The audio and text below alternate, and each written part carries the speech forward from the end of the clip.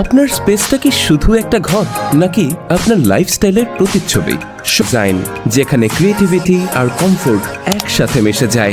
আমরা বিশ্বাস করি ভালো ডিজাইন শুধু সুন্দর না, এটা হতে হবে স্মার্ট, ফাংশনাল এবং আপনার মতো করে পার্সোনালাইজড। হোম ইন্টেরিয়র হোক, অফিস কিংবা কমার্শিয়াল স্পেস, আমরা আপনার ড্রিমকে রূপ দেই রিয়েলিটিতে।